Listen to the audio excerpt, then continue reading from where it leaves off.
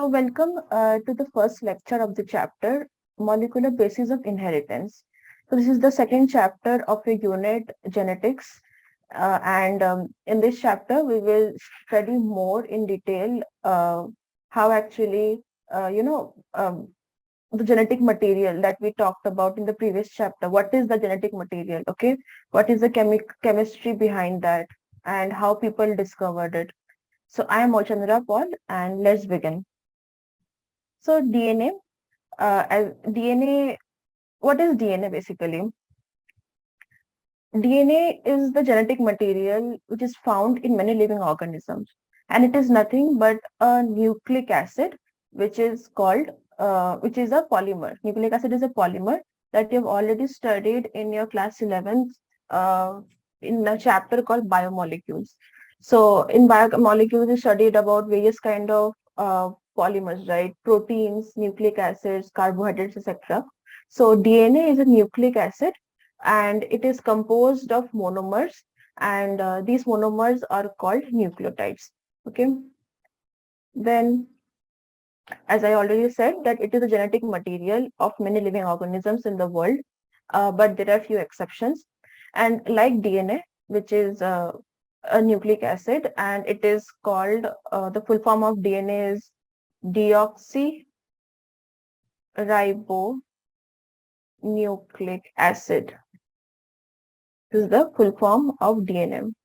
So like DNA, there is another nucleic acid which is called RNA or ribonucleic acid, and it is also a genetic material, but are only limited to various kinds of viruses. Okay, all the eukaryotes, they have DNA as a genetic materials, and like a DNA is a polymer of nucleotides, and these nucleotides are called deoxyribonucleotides. The length of the DNA, or how long the DNA polymer is given by what is the number of deoxyribonucleotides or what is the number of nucleotides present. And it is often mentioned as number of base pairs as well. Okay, and it means the same thing, which will become more clear in the next slide. So the length of the DNA is unique to each living organism. So here are a few examples like bacteriophage. Bacteriophage 5X174. It is a virus. This virus has 5,386 base pairs in the DNA. Okay, and or you can say it has 5,386 nucleotides or deoxyribonucleotides in its DNA strand. Similarly, there is another virus called bacteriophage lambda, which has around 48,000 base pairs. Then there is E. coli, which is a bacteria, which contains 4.6 to 10 to the power 6 billion base pairs. So it is a million, not billion, million. Whereas humans, us, for haploid cells like gametes, in those cells, there are around 3.3 billion base pairs. So as you can see that as the organism becomes more and more complex, and the DNA length is increasing. So viruses, they are hardly few microns of size, okay, 10 to the power minus 6. Whereas humans, we are like very big organisms, right? So our functions becomes more and more complex. So for giving information to those complex functions to happen, our DNA is having more and more information. Because it is having more information, the length of the DNA is increasing, okay, as the complexity of the organism is increasing. Now, let's understand what is the structure of a typical polynucleotide chain or a nucleic acid like DNA or RNA. So a polynucleotide chain obviously is a polymer, and it is made up of monomers, which are nucleotides. Okay, nucleotides are the monomers where many nucleotides combine together to form a polymer, and this polymer will be called polynucleotide chain. Now, nucleotides, each nucleotide molecule is made up of three things. First, it has a pentose sugar having 5 carbon. Okay, so the pentose sugar looks like this, where there is 1, 2, 3, 4.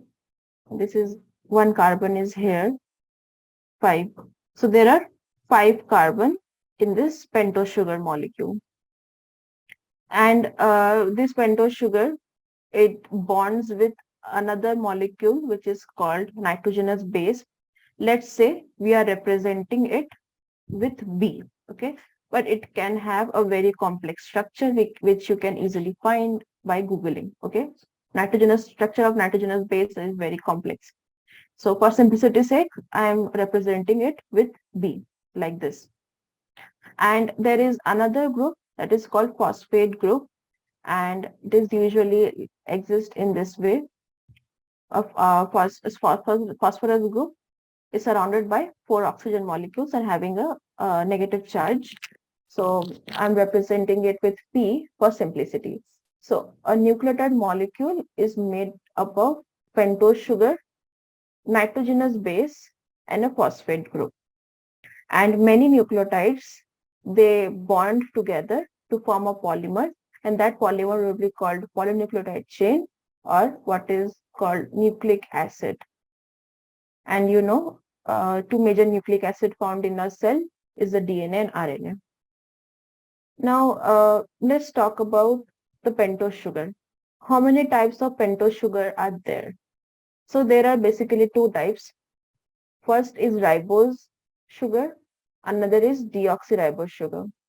So drawn here are the structures of the ribose sugar, this side, and the structure of the deoxyribose sugar. So ribose sugar is found in RNA, okay?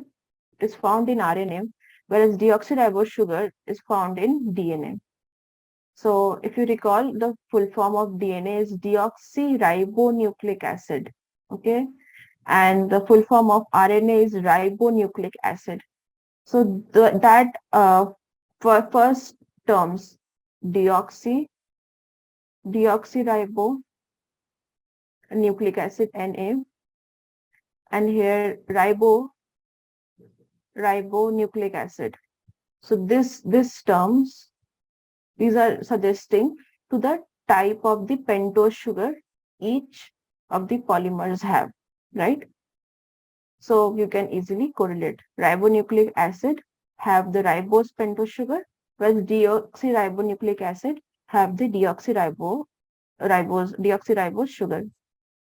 Now, how these two structures differ from one another? So this is in both the structure you can say this is first carbon, right? Second, third, fourth, and fifth. Like this here also first, second, third, fourth, and fifth carbon. So there are 5 carbons, and here is one oxygen molecule, right? And if you closely observe the second carbon, 2 prime, here in deoxyribose sugar, hydroxyl group, OH group is missing, okay? And instead there is an hydrogen. So basically oxygen is not present. Whereas if you see here in the ribose sugar molecule, the 2 prime carbon hydroxyl group is present. So that is why the name deoxy, no oxygen.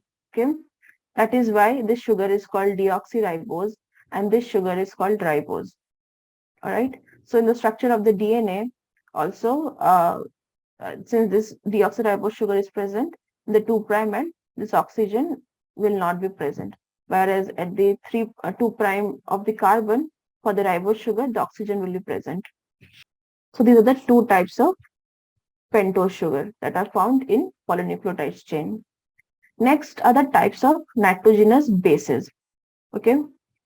So there are two groups of nitrogenous bases that are found in nature.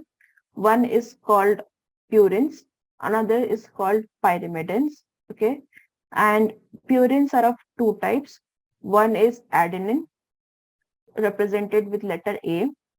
Another is guanine, represented with letter G. All right. So these are called purines, adenine and guanine. Whereas pyrimidines, these are of three types. One is called cytosine, represented with letter C. Then uracil, we represent it with the letter U. And there is thymine. We use T for representing thymine. So these are three pyrimidines.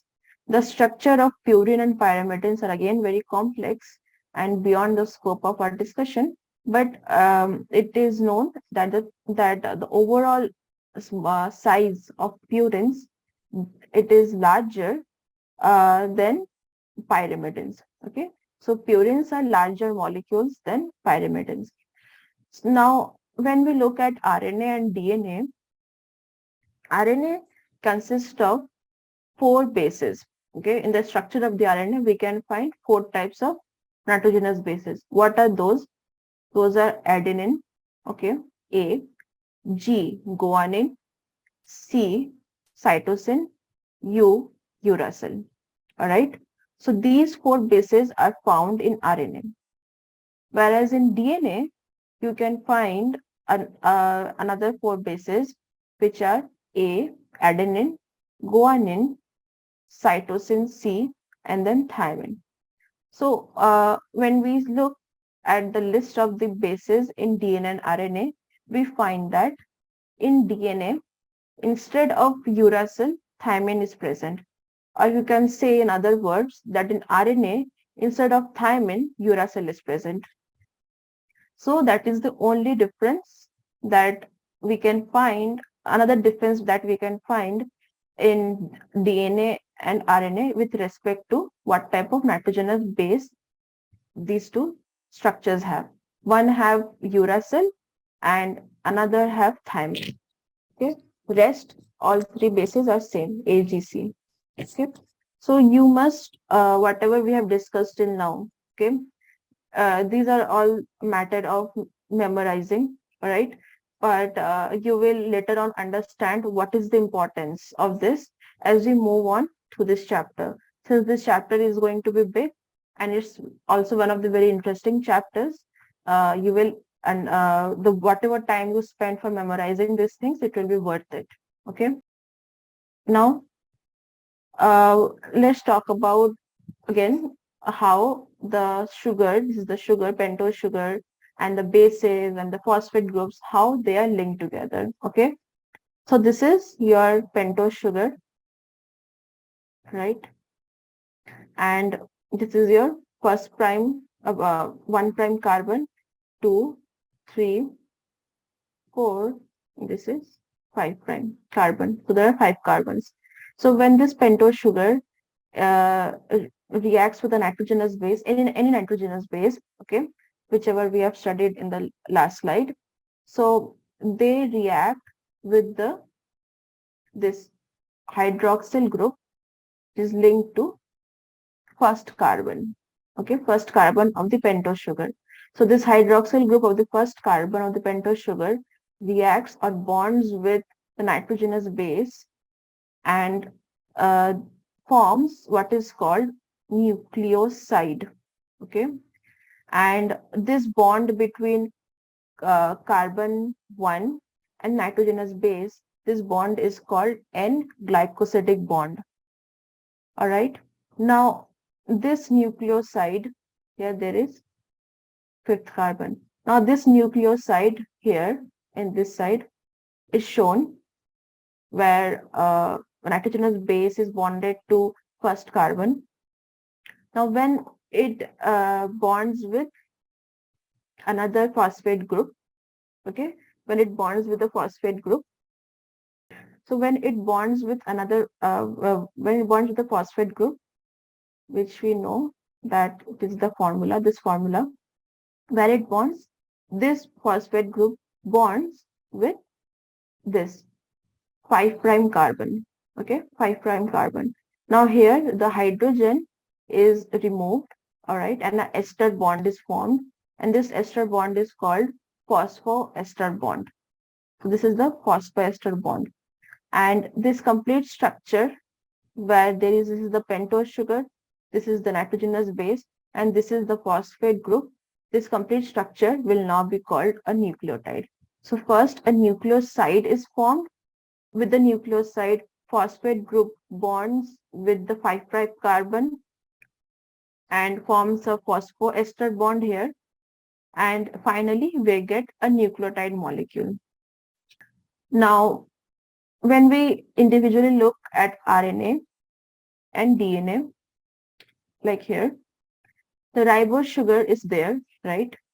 To which adenine, say a nitrogenous base adenine, bonds through N-glycosidic bond and forms a nucleoside, which will be now called adenosine. Now, adenosine, which is adenosine, right? This is adenosine. Now, adenosine bonds with the phosphate group through its 5' and carbon in the sugar and forms a nucleotide. Now, this nucleotide will be called adenosine monophosphate, or in short, AMP. Now, in DNA, the sugar is different. The sugar is deoxyribose sugar, right? Now, to this deoxyribose sugar, a nitrogenous base, right, like adenine bonds, right, through N-glycosidic bond and forms a nucleoside again, and that will be called deoxyadenosine. All right. So only thing that is added to the name is deoxy for DNA, right? And when this nucleoside bonds with the phosphate group, it forms a nucleotide. And now this nucleotide will be called deoxyadenosine monophosphate, or DAMP. So here in this table, you can see, for like we saw about adenine, like this row we saw what are the different ways, right? First, this is the nucleoside, then this is the nucleotide for RNA, right? Then for DNA, this is the nucleoside and this is the nucleotide. Now, if instead of adenine, there is some another nitrogenous base, like say guanine, then how the naming is changing? There is also cytosine, uracil, thymine, right? So the names change like this. So for ribonucleoside for RNA, it will be called guanosine, right? Then for nucleotide in RNA, it will be called guanosine monophosphate. Then again for cytosine, it will be called cytidine in RNA. Nucleotide, it will be called cytidine monophosphate. So you get my point, right? So we can similarly give names for all the nucleosides, all the nucleotides that are like the building blocks of RNA or DNA molecule. We can give a name like this. Now, I'm trying to show how two nucleotide molecules bond together to form a dinucleotide, okay? And then ultimately a polynucleotide chain. So this is your first nucleotide molecule, okay? This is the sugar, right? These are 5 carbons labeled as 1', 2', 3', 4', 5'. And here to the 1', there is nitrogenous base, say adenine, and the 5' there is phosphate group. Now, when this nucleotide molecule, number 1, is bonded with another nucleotide, similar nucleotide molecule, number 2, only difference is the base, nitrogenous base has changed. Okay, rest all structure is similar. Now they are going to bond. Now what kind of bond will form here? So if you see here, the 3' carbon, the OH of 3' carbon and the phosphate group of 5' carbon, they are going to bond. Okay, so here they have bonded like this, 3' OH, H has removed, okay, H has H has lost, and this is the byproduct, water. Okay, as a result of this phosphodiester bond, water is formed and it is recycled in the body or used for some other purpose. So this is the byproduct, water, and this is the phosphodiester bond is formed between 3' end carbon and of carbon of one nucleotide and 5' end carbon of another nucleotide, adjacent nucleotide. And like this, to this 3' and OH, another nucleotide can come where the 5' end of that particular nucleotide can bond and form another phosphodiester bond. Similarly, from at this end to this 5' and 5' and P, that is phosphate, another nucleotide can come from this side and form the phosphodiester bond. So in like this, the phosphodiester bond is facilitating the connection between various types of nucleotides. Okay, and these nucleotides are all similar in structure except in what kind of bases they have. Okay, rest is same. They all have the sugar. For RNA it will be ribose sugar, for DNA it will be deoxyribose sugar, and all of them will have the carbon groups and hydrogen molecules, phosphate groups. The only difference is the nitrogenous base. Now if for a very long polynucleotide chain, or even for this particular dinucleotide, you can see two ends are formed. Okay, so first is the 5' end, where to this 5' carbon a phosphate group is hanging, right? It is an unbonded free phosphate group is there. Whereas at this end, 3' end, it is called here the to this third carbon OH group is free.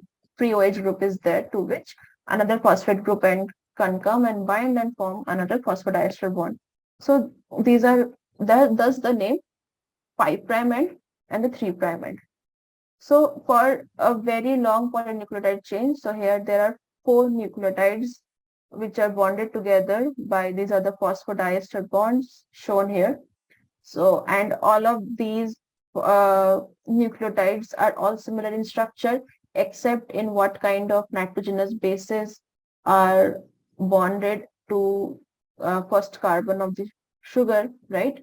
Rest all the structure is same. So this is the 5' end. This is the 3' end. Okay, this is the typical structure of a polynucleotide chain. If you notice that the backbone of this polynucleotide chain is made up of sugar and phosphate groups. All right, sugar and phosphate groups. It is the backbone, which is similar for to the entire DNA molecule or RNA molecule. Only difference is the bases, right? As I told you. Now the bases, they come out of this backbone and they have a very important role, okay? Which I'll come to it later. But you must remember that the backbone is made up of sugar and phosphate, and the bases or nitrogenous bases ATGC or ATGU or like AUGC. So whether it is DNA or RNA, the base sequence will change, right? If for DNA it will be ATGC, if for RNA will be AUGC, right? For RNA, only this part is changing, and they are coming out from the backbone. DNA. So DNA is the acidic structure, all right, and also it is a negatively charged molecule. The DNA molecule is negatively charged. Why?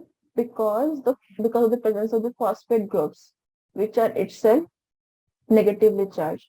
So the backbone is negatively charged, to giving a overall net negative charge to the DNA molecule, and which makes it also acidic. The DNA, like presence of DNA, was first identified by a scientist called Friedrich Michener, and it was in 1869. Okay, so it in late, like we can say in mid 19th century, the DNA was identified, and at that time it was not called DNA. Rather, it was given the name of nuclein, as it was found in nucleus. But since in 1869 he didn't have technology to isolate the DNA and study it, so it was much later in 1953. Okay, so mid 20th century, where the structure of the DNA was discovered by Watson and Crick, James Watson and Crick. All right. So they also were the recipients of Nobel Prize, and they did it using the X-ray diffraction data produced by Wilkins and Franklin.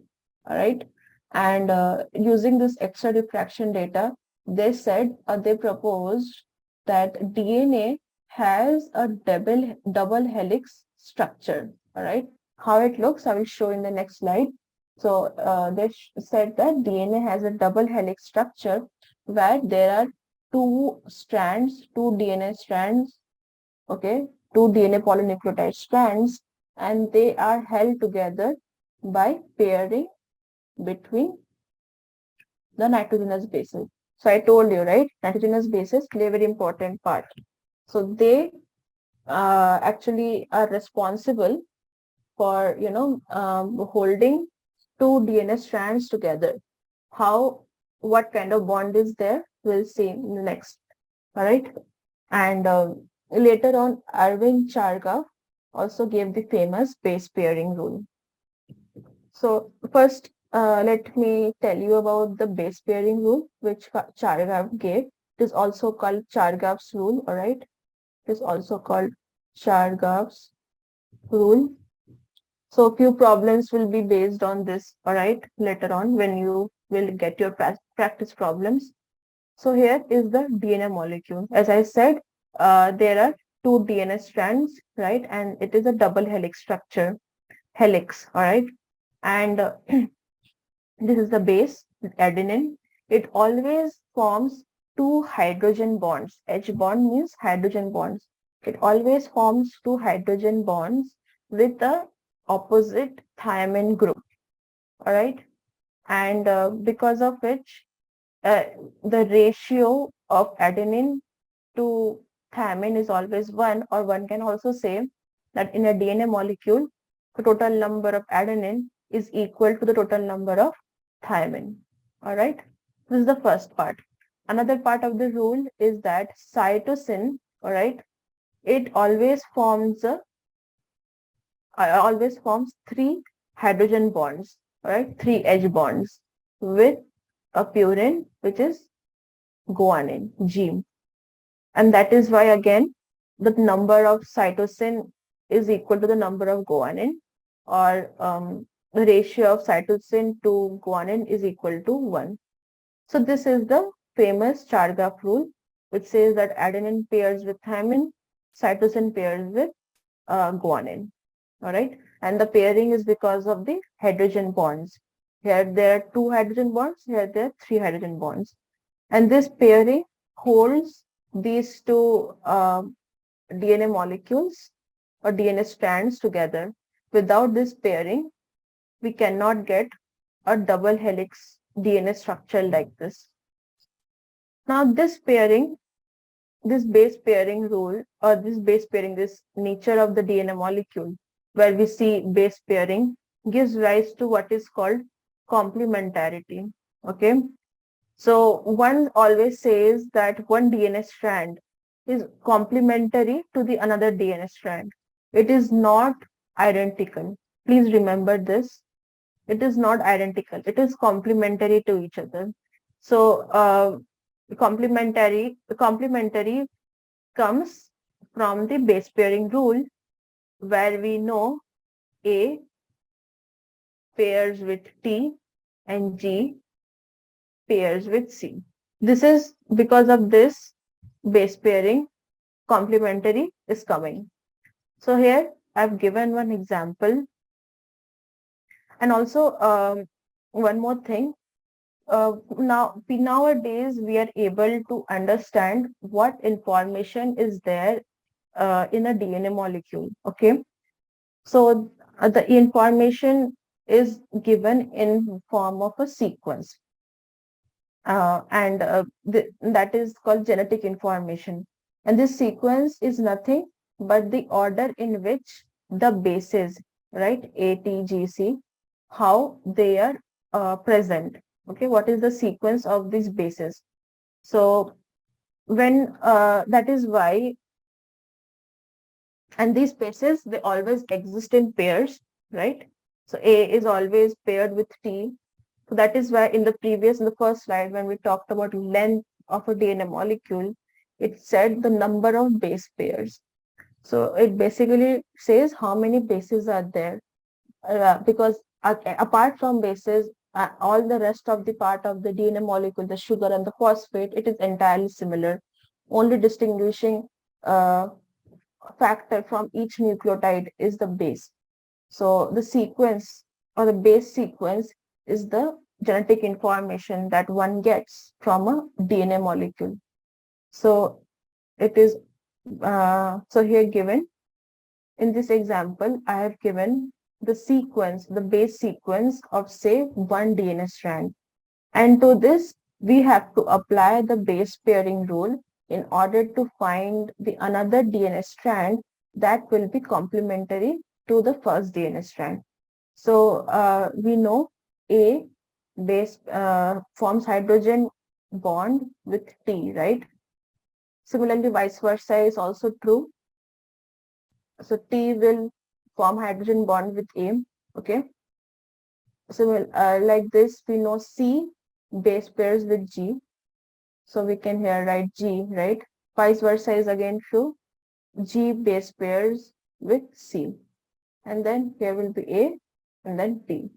So using this logic, this base pairing rule logic, we can find the sequence of the strand, okay, of the second strand, if we know the sequence of the first strand. All right.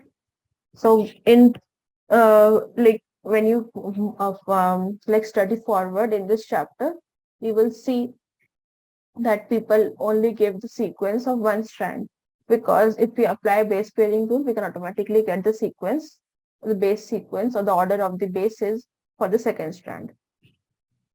Now, few highlighting features of the DNA structure.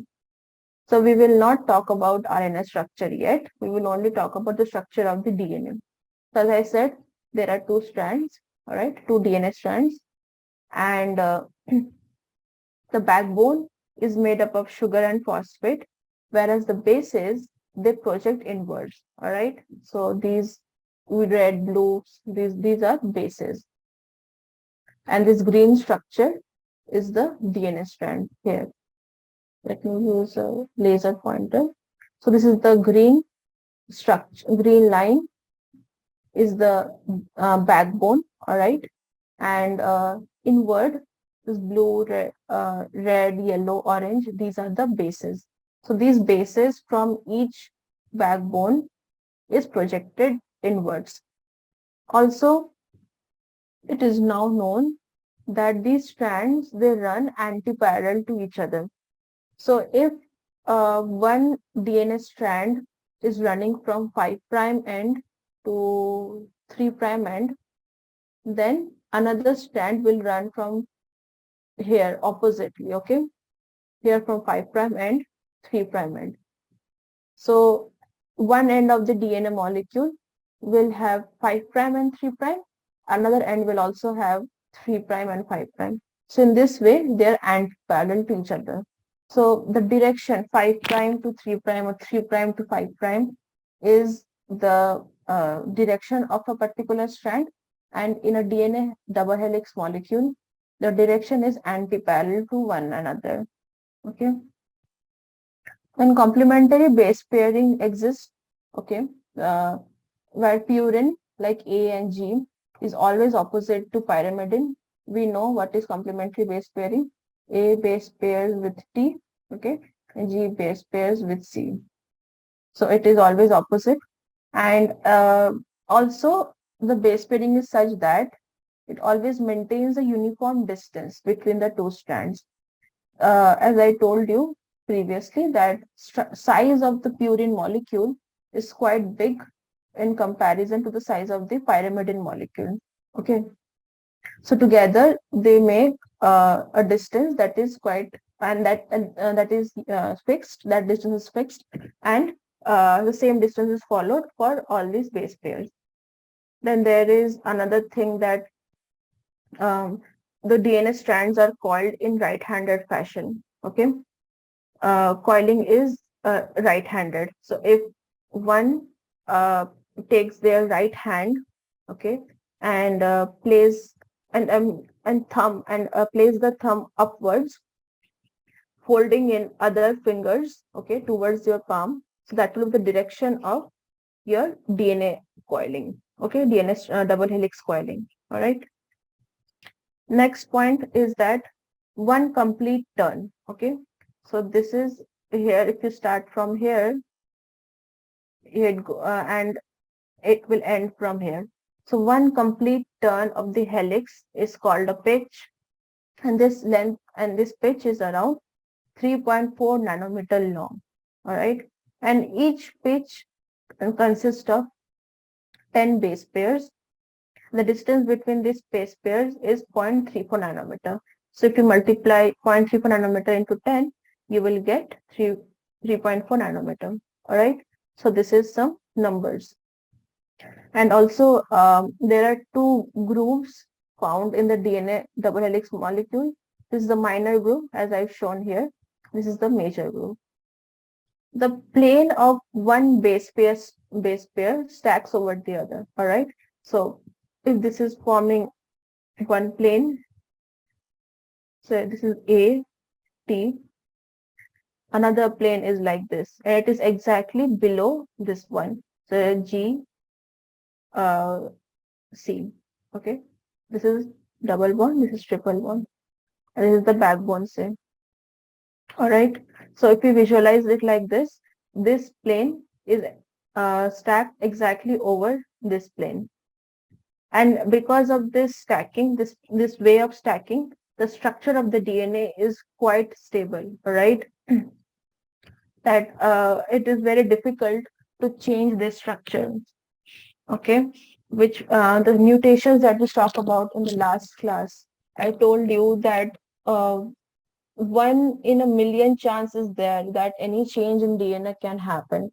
So the structure of the DNA gives that much stability and make it more, safe from undergoing any kind of change.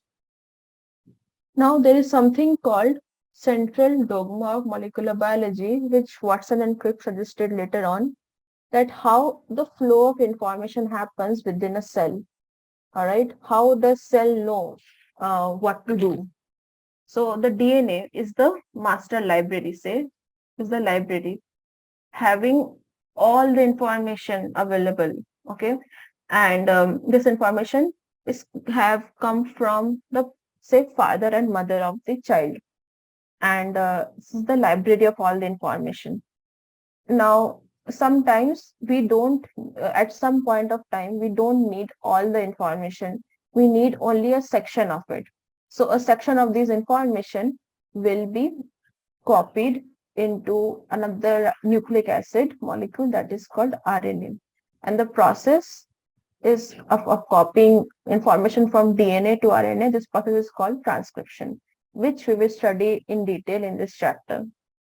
Now, now RNA has the information, right, that has come from DNA. Now, this information in the RNA will now be copied into protein molecules, all right, which are actually the effectors, means they are actually going to do the job, all right. And the process through which the copying of information happen is called translation. So you can think of like this, that DNA is a library having all the information. You one day went to library and took one book, okay, RNA. That is the RNA. You took a book on, say, how to cook chicken butter masala. All right, that book has a recipe for that. Now, you are now going to cook chicken butter masala, right? So, what you need? You need the ingredients and everything. So in that case, the proteins are actually going to make the dish for you. All right. The ingredients, when you mix together in certain way and how the sequence and all, you get a dish. So in this case, your final dish will be your proteins who are actually going to do the work within the cell. This is a simple example to tell you that how the information genetic information is flowed within the cell. Or let's take a literal example within the cell. Say there is a gene, all right, within the DNA, and it holds the information for the color of eye, all right, and the color of eye is supposed to be say brown. So that gene will be read into RNA molecule, all right. Now through this RNA molecule, uh, a protein will be made, right, in this sequence through translation, and this protein is actually going to go and give the color brown to that eye. So this is how the flow happens. Now when a cell gets damaged, all right, or when there is meiosis happening, when gametes are going to be formed, then cell needs to copy the DNA material that is present into another, like, and make new copies of the same DNA material, so that this DNA material can be passed on to the new cell, the daughter cell. So that happens through replication. All right. This is a Xerox machine में paper डाला and so फिर से copy can you get another copy of that particular paper. That is the replication. So this is how central dogma works. And yes, there are a few exceptions found in nature, that like RNA can be copied into DNA. Okay, and some process is there.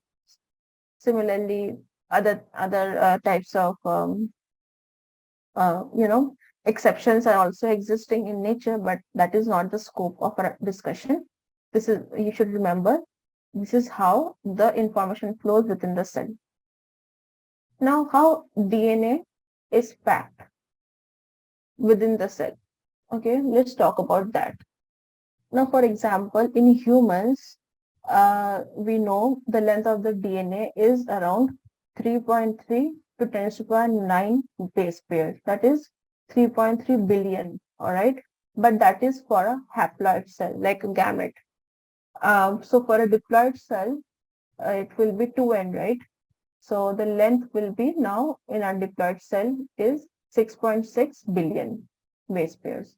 Now we also know the distance between two base pairs, right?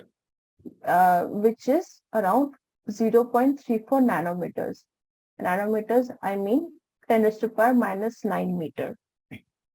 Now, in order to find the length of human DNA, then what will be the length of human DNA? I have to just multiply these two numbers, right?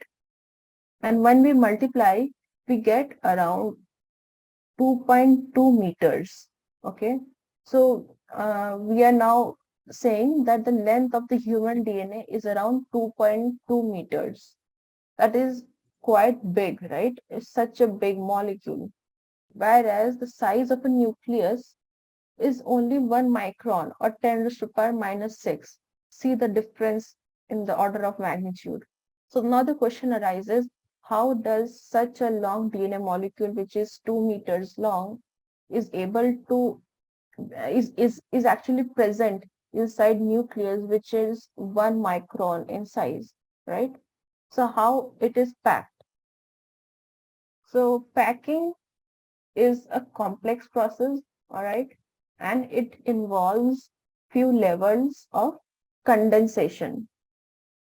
What I mean by condensation is it gets smaller and smaller with each step.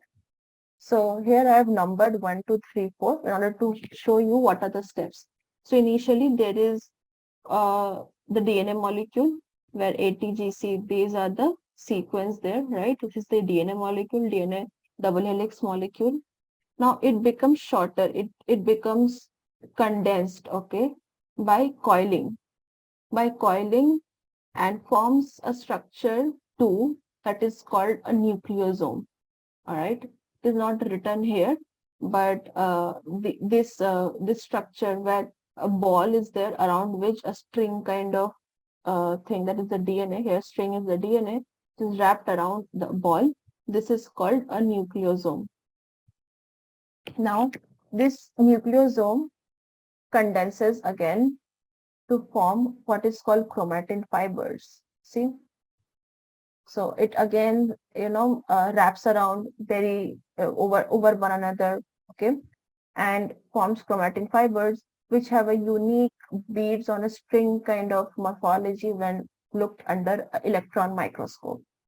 Now these chromatin fibers, they can then condense further, okay, by coiling and form what is called chromosome. So chromosomes are not normally present in a cell, okay. One can only observe chromosome when the cell is in the division phase. All right, when the cell is doing its other functions apart from division, only the chromatin fibers are present. Chromosome is not present. Now let me talk about how is this packing, such condensed packing is possible. We know that DNA is negatively charged because of the phosphate groups in its backbone, right? And there are special kind of proteins that are called histone proteins, and these proteins are positively charged, right? Opposite to what DNA is. And why it is positively charged? Because it has amino acids like lysine and arginine, which are having side chains, and those side chains are themselves positively charged. So you have studied about the structure of the protein, right? Protein is made up of various types of amino acids. So try to relate that. Okay. So because of presence of large number of lysine and arginine, which are themselves positively charged basic amino acids, these histone proteins are positively charged. Now, 8 histone molecules, they group together to form what is called histone octamer. Now, the DNA molecule, it coils, okay? It coils around one histone octamer to form what is called a nucleosome. So here I have drawn a nucleosome. So this is a histone octamer. This is a histone octamer, and this is your DNA, right?